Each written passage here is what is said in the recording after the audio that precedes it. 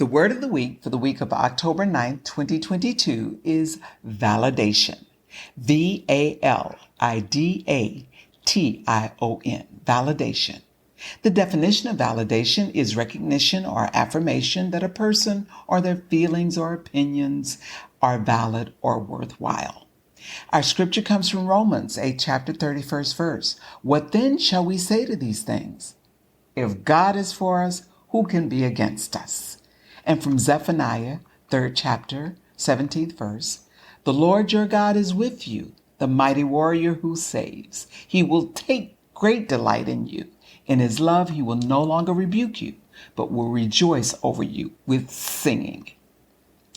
Now, when I first started dating my husband, I was extremely unsure of whether I should give him the time of day.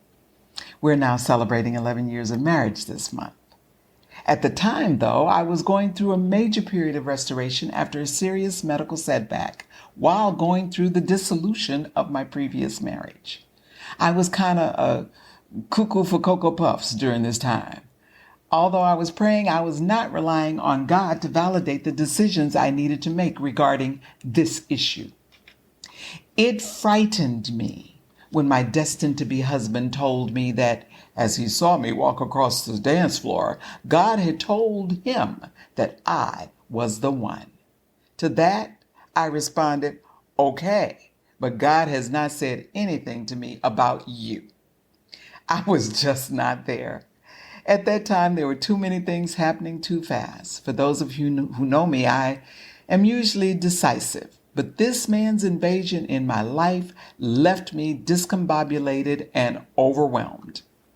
As a result, when something that he said bothered me, or if we had an uncomfortable situation, or if I thought things were moving just too fast, I would call one of several of our mutual friends to confirm that how I felt, or what I said, or how I interpreted what he said made sense.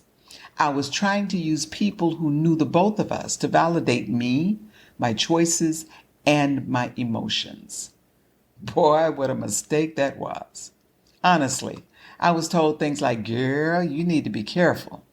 Or, he's been a good friend to me, and now that you're dating, I feel as though I've lost my boyfriend. Or someone would tell stories of his dating escapades, which of course is the last thing I needed to hear. One of his men friends said, I didn't really think he was that serious about you. Then I realized he was just a little jealous that he may have lost his chance. Looking back on this time, though, God allowed me to experience the confusion, doubt, negativity, and bad advice so that my destined-to-be husband could tell me during a time when I confessed my lack of self-confidence to just be me. When he said that, I had to do some serious introspection. I needed to evaluate what being me meant to me. The first thought that came to mind was, I am a woman of God, and in God I have full confidence. Suddenly, like a lightning bolt flashing across the sky, it struck me that I had taken my focus off of God. The people I was relying on to validate me were mere distractions. They were there to keep me from facing the possibilities that God had already predestined and prepared for me. The Lord, my God, was with me. I often say fear and faith cannot operate in the same space. In this situation, I had relinquished my faith because something new was challenging me, and that frightened me. God was preparing me to move to the next phase of my life's journey. God is the only one I need to affirm that my choices are valid and on course because he directs my path. So I admonish you to make your decisions based on your experience and relationship with God.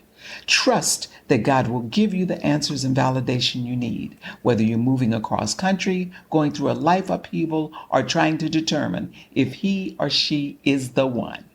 Trust God and have confidence that he will affirm you in ways that will amaze. God bless you. Oreen out.